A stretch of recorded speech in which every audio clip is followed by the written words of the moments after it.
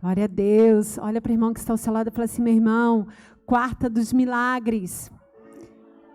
Põe assim um sorriso assim, o olho. É verdade que a gente de máscara não tem como ver os dentinhos, né? Mas o olhinho, quando a gente sorri, faz assim, ó. Então, dá um sorriso para o seu vizinho aí, para a pessoa que está ao seu lado. Fala assim: na quarta dos milagres, tem milagre preparado para a tua vida. Amém? Aleluia. Boa noite a quem também está online. Tem milagre preparado para a sua vida também. Amém? E eu estava pensando, quando o bispo me desafiou, né, estar aqui nessa noite compartilhando a palavra do Senhor com a igreja. O Senhor tem enchido meu coração com um texto que eu acredito que todos conheçam, que fala de um homem, da situação de um homem. Nós vamos falar de um homem que tinha sua mão atrofiada. E quando eu penso no que Deus fez na vida desse homem, assim como em tantos outros exemplos, eu fico vendo como que nosso Deus é lindo. O quanto nosso Deus é maravilhoso, o quanto que Ele está, se eu posso dizer, disponível, aberto, para poder mudar e transformar as nossas vidas, uma vez que assim nós desejamos, porque o desejo já está no coração dele, de mudar, de transformar as nossas vidas, de restituir. E é maravilhoso. Eu queria convidar a igreja a levantar as suas mãos nessa noite e dizer: Senhor, muito obrigado, porque o Senhor é maravilhoso, o Senhor é grandioso. Aleluia! Poderíamos passar a noite aqui falando, né, que nosso Deus é grande, que nosso Deus é maravilhoso, mas nós temos que ministrar a palavra do Senhor, amém? Então eu gostaria que você abrisse sua Bíblia comigo no Evangelho de Lucas, capítulo 6. Eu vou acompanhar ali pela televisão. Vocês imaginam por quê, né? Minha letra aqui é tão miudinha. Lucas, capítulo 6, verso 6, diz assim: quantos já abriram? Quantos encontraram? Diga amém. Quem não encontrou, diga misericórdia. Eu vou acompanhar ali, amém? Diz assim: no outro sábado, ele entrou na sinagoga e começou a ensinar. Estava ali um homem cuja mão direita era atrofiada. Verso 7. Os fariseus e os mestres da lei estavam procurando motivo para acusar Jesus. Por isso, observavam atentamente para ver se ele iria curá-lo no sábado. Verso 8. Mas Jesus sabia o que eles estavam pensando e disse ao homem da mão atrofiada: levante-se e venha para o meio. Ele se levantou e foi. Verso 9. Jesus lhe disse: eu pergunto, o que é permitido fazer no sábado? O bem ou o mal? Salvar a vida ou destruí-la? Verso 10. Então olhou para todos os que estavam à sua volta e disse ao homem: estenda a mão. Ele a estendeu e ela foi restaurada. Verso 11. Mas eles ficaram furiosos e começaram a discutir entre si o que poderiam fazer contra Jesus. Feche os seus olhos. Pai, nós te louvamos pela tua palavra, nós te agradecemos, Senhor, por esta noite. Ó Deus, a tua casa, Senhor, está perfumada, ó Deus, pela tua presença. Ó Deus, o Senhor está aqui, ó Deus, para transformar, para, ó Deus, curar, para restaurar. E nós te agradecemos, Senhor Jesus, porque é certo, ó Deus, que todo aquele que colocou os pés neste lugar não sairá da mesma forma que entrou, porque aonde o Senhor habita, as coisas, Senhor, são transformadas, há mudança de vida, ó Deus, a cura, alguma coisa nova acontece. Nós te louvamos, Senhor. Eis-me aqui, Deus, usa a minha vida, tão dependente sou do Senhor também, Pai, ó Deus, e que o fluir do Senhor continue, ó Deus, a jorrar, que a tua presença continue a fluir como um rio sobre nossas vidas, Deus, através do teu Espírito. Em nome de Jesus, assim eu oro. E a igreja diz amém. Amém. Então, nós lemos aqui um texto que diz que num sábado, Jesus estava fazendo algumas coisas, porque se a gente ler lá no primeiro versículo do mesmo capítulo, diz assim que Jesus ele passava pelas lavouras e tal, e também era sábado, mas o verso 6 foi o que nesses dias o Senhor tem falado no meu coração. E era um sábado, Jesus estava ali na sinagoga porque ele estaria ali para ensinar, estaria ali para falar daquilo que o Pai lhe propunha. E ali também estavam outras pessoas. Ali também estava esse homem da mão atrofiada. Ali também estavam os fariseus. Ali também estavam os mestres da lei. Ou seja, aquele lugar ali estava tomada de pessoas com interesses diferentes, com razões diferentes e com necessidades diferentes. E eu penso que não é diferente, é claro, guardadas as devidas proporções, porque eu aqui não estou chamando ninguém de fariseu. Mas aqui nesta noite se encontram pessoas com várias necessidades, com situações diferentes, de níveis diferentes. Amém? Mas uma coisa todos nós temos em comum: viemos ouvir a palavra de Deus, viemos buscar a presença de Deus, viemos buscar em Deus aquilo que Ele tem reservado para nós. Amém? Você pode dizer glória a Deus? E no meio daquele cenário todo, enquanto os fariseus e os mestres da lei estavam ali procurando um motivo para acusar Jesus,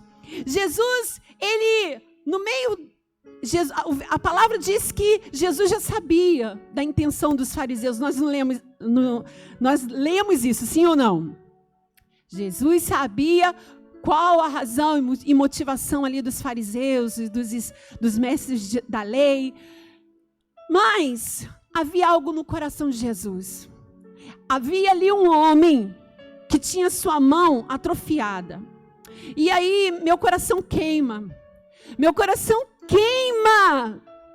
Sabe, meu coração se regozija em Deus, porque diante daquele cenário ali, Jesus ele poderia, com a autoridade vinda do Pai, confrontar os mestres da lei, poderia confrontar os fariseus. Lembra quando Jesus ele chegou lá no templo, derrubando, quebrando tudo, porque estavam fazendo do templo um lugar de me ajudem, gente, por favor, de comércio. Se Jesus quisesse ali, nessa situação, se levantar e dizer: olha, eu estou aqui ensinando e vocês estão aí questionando. Olha, eu estou aqui falando daquilo que o Pai tem desejado. E vocês estão aí procurando um motivo, uma razão para me acusar. Mas sabe o que aconteceu ao contrário disso? Os olhos do Senhor atravessou tudo isso e olhou aquele homem lá. Os olhos do Senhor atravessou a acusação, a afronta e achou aquele homem lá. O amor, diga comigo, o amor. O amor nos encontra, o amor de Jesus nos encontra em toda e qualquer circunstância. O amor de Jesus atravessa circunstâncias que podem nos impossibilitar de alcançar o milagre. Levanta tuas mãos, diga comigo, mas o amor de Deus me alcançou. Glória a Deus por isso. Jesus, ele encontra aquele homem que estava ali na sinagoga. Ele tinha a mão atrofiada, certo? Mas estava no lugar de culto. Estava no lugar onde se aprendia e se ouvia os ensinamentos da palavra. Ele tinha sua mão ressequida ou atrofiada. Ou seja, isso para mim fala muito de limitação. De algo limitador. E é diferente dos dias de hoje. Nós estamos na casa do Senhor, entramos nesse culto, quarta dos milagres, mas cada um de nós temos algo para romper, sim ou não? Cada um de nós temos algo a alcançar em Deus, sim ou não? Diga para o seu irmão, fala assim, meu irmão, você vai alcançar tudinho que Deus tem para a sua vida. Diga assim, e Deus já preparou grandes coisas para você, porque antes de você nascer, Ele já te conhecia. Aleluia. Ele já conhecia esse homem aqui com a mão atrofiada. Ele já sabia, Deus já sabia. Aí, Jesus se enxerga esse homem, vê a situação dele. E nós vamos falar aqui que Jesus chama esse homem para o meio. Os olhos do Senhor atravessou a acusação, atravessou as questões, né, que poderia fazê-lo olhar para si. Mas o amor que ele tem atravessou tudo isso.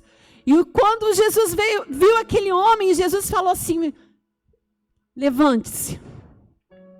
Levante-se.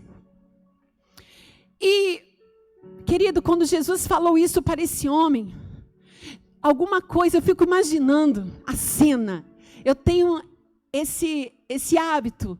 Se você falar para mim assim, olha, eu posso falar porque é meu filho. O Paulo Júnior tem cara de pau. Eu vou imaginar. Ah, meu Deus, cara de pau mesmo, né? Eu visualizo as coisas que você vai falando.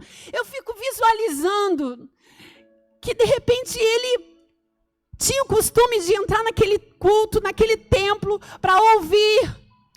E quem sabe ele não estava esperando nada, porque já era algo costumeiro, tinha algo limitador, mas ele estava no lugar certo. Fala para a pessoa que está ao seu lado, pode haver coisas que te limitam, mas você está no lugar certo. Glória a Deus! Eu preciso estar no lugar certo, porque uma hora o milagre me alcança, porque uma hora a promessa se concretiza. Amém? E eu imagino que o coração daquele homem bateu, acelerou, né? Bateu mais forte. Levante-se.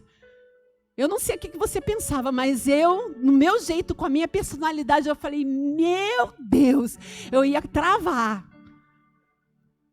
E o Paulo, pastor Paulo, que é meu esposo, ia ter que falar, vai logo. Porque quem me conhece sabe como é que eu sou, né? Tem que, né, bispo, assim, né? Pra cá. E Jesus então chamou aquele homem para o meio, e algo fica muito claro aqui, alguma coisa ia acontecer. Alguma coisa ia acontecer, meu irmão. Eu quero ser profeta de Deus nessa noite para te dizer que alguma coisa vai acontecer aí na sua vida, aí nessa situação, aí nesse meio aí que você pensa que não tem jeito, na impossibilidade vai haver o manifestar do poder de Deus e haverá mudança.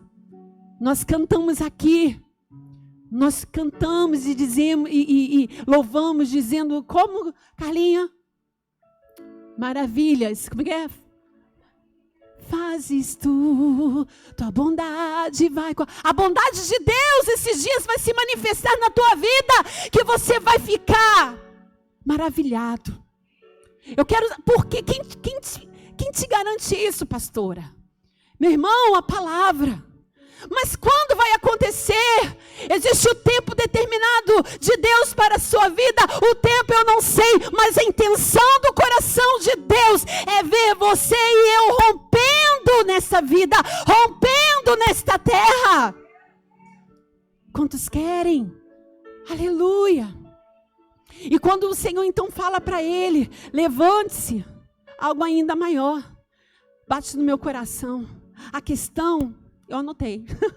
A questão não é apenas o que fazer, né? Quando está sendo solicitado. Ou seja, foi solicitado que ele se levantasse. Mas a grande diferença foi quem estava pedindo para se levantar. A grande diferença e a questão é quem estava pedindo, solicitando para que aquele homem se levantasse. A diferença estava... em quem estava ordenando, pedindo para que aquele homem ficasse de pé.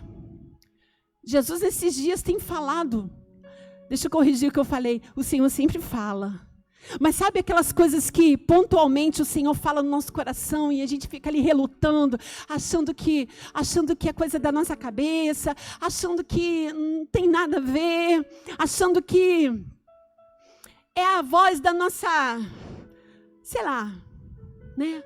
Mas você acorda e está lá o Senhor falando. Você caminha, você está no ônibus, você está no seu trabalho, está ali aquela voz falando: levante-se. Talvez nesses dias o Senhor está falando para você: olha, se levante. Talvez nesses dias o Senhor está falando: olha, caminhe. Talvez nesses dias o Senhor esteja falando: creia no milagre. Não desfaleça, não esmoreça. Querida, a diferença é que quando Deus fala, alguma coisa acontece. E quando Ele diz, faça, a esperança volta. O nosso coração se enche de esperança. Por isso nós precisamos saber discernir a voz do Senhor de outras vozes.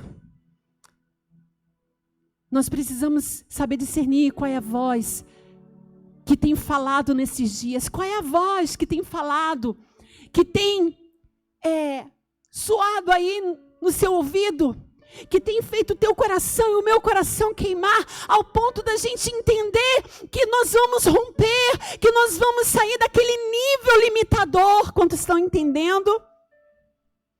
E é interessante que algumas coisas eu anotei aqui, eu não vou ler para não tomar tanto tempo, mas a palavra todas as vezes que Deus queria fazer alguma coisa na vida de um homem, ou através da vida de alguém, o Senhor usava esse termo: levante-se.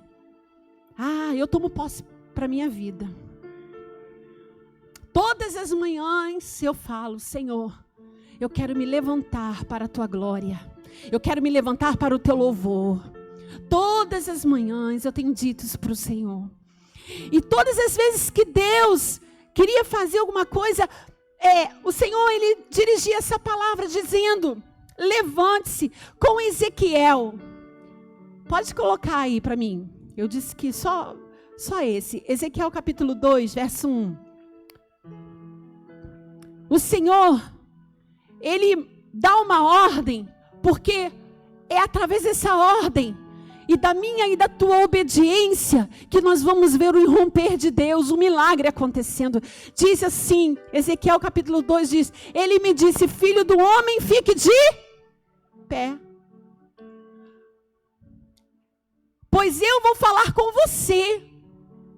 Aí em outro texto diz lá, Jeremias capítulo 18, não precisa colocar, diz: olha, o Senhor disse: levante-se e vá ou desça a casa do oleiro. Mas sempre uma ordem de um posicionamento, sempre uma ordem de um posicionamento certeiro. Diga para o seu irmão: existe um posicionamento que Deus espera. Pode olhar no olho do seu irmão, fala para ele: existe um posicionamento de Deus para a minha vida, para a tua vida, que vai fazer com que contemplemos a glória do Senhor nesses dias. Quantos crentes digam amém?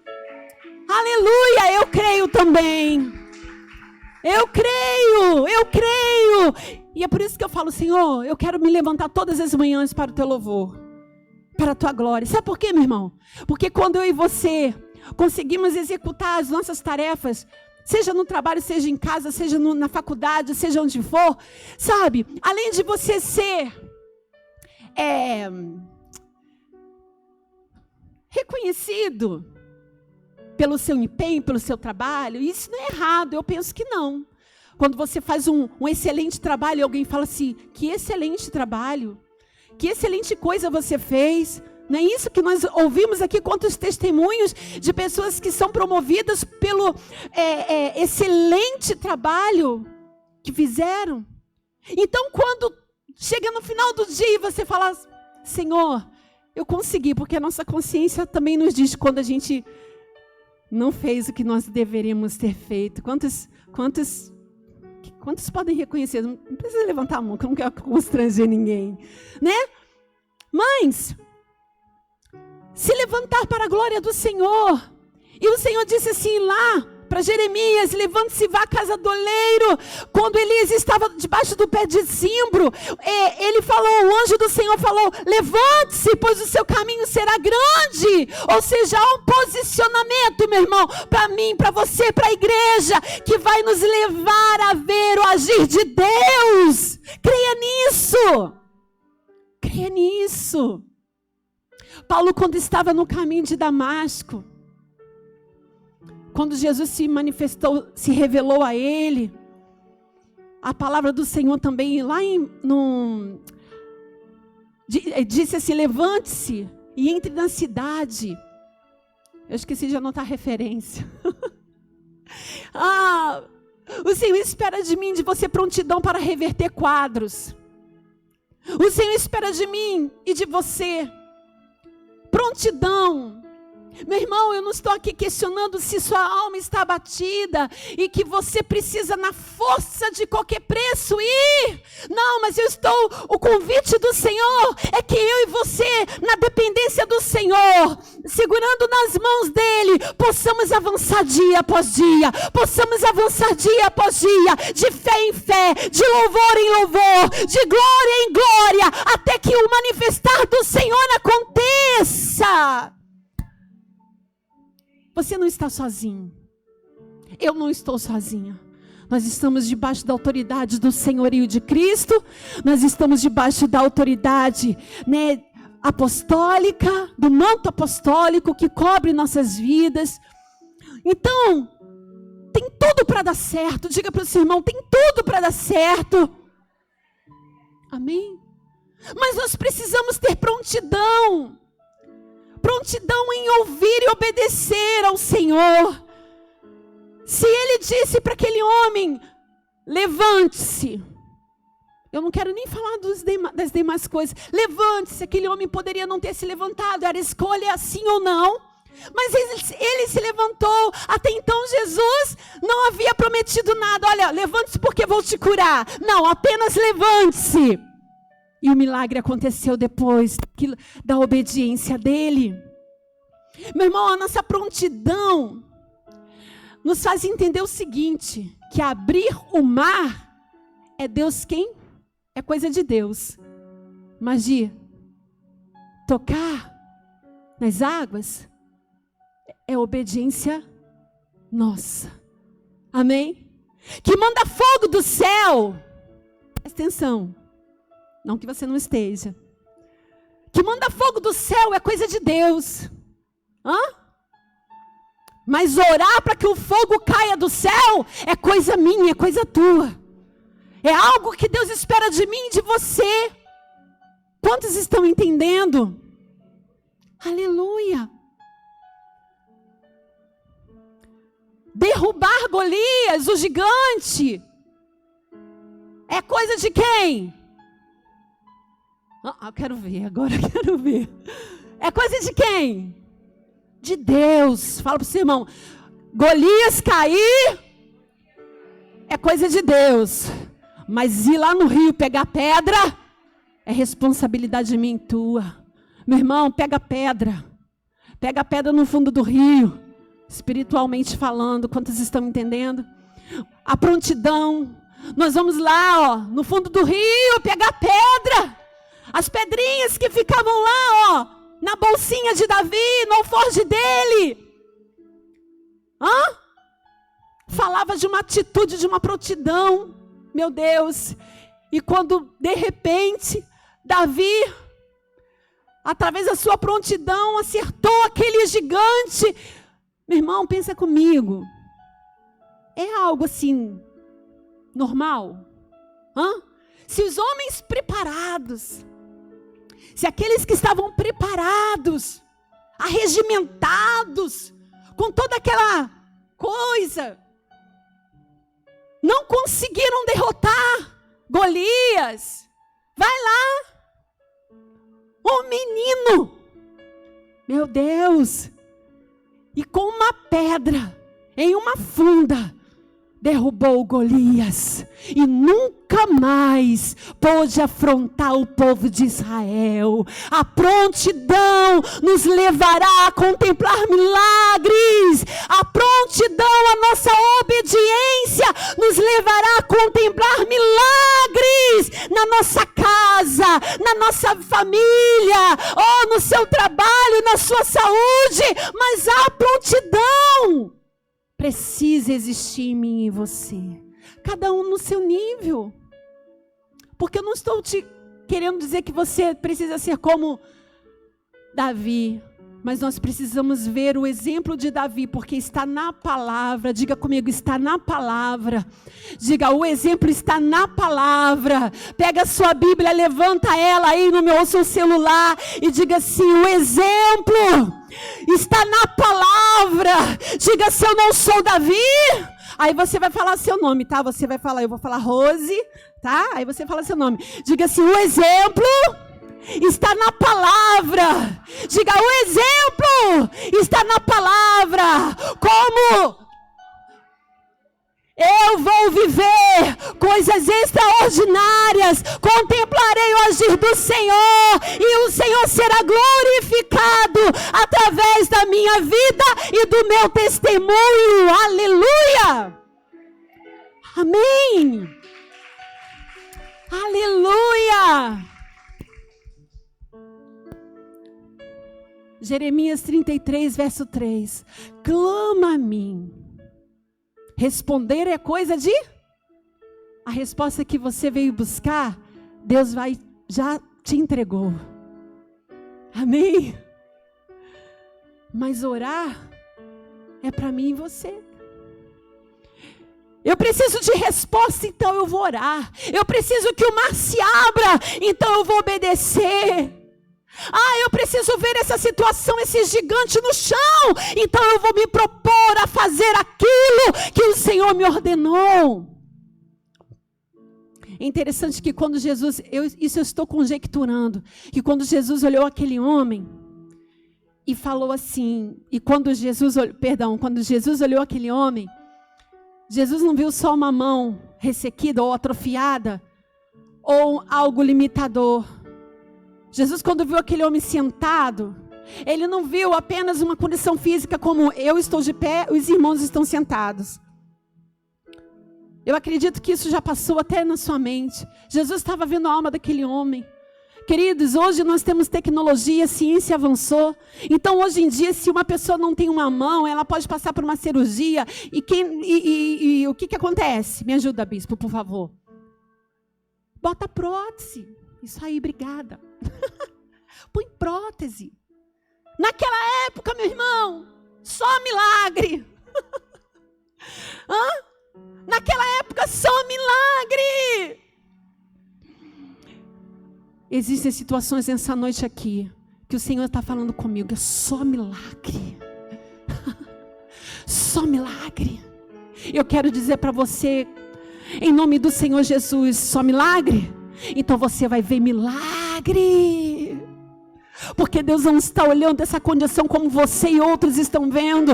Ele está atravessando a tua alma, está vendo o que você sente. Ele atravessa a sua alma e sabe o que você pensa. Ele atravessa a sua alma e vê tudo como ninguém vê. Atravessa a sua alma e vê o que ninguém vê.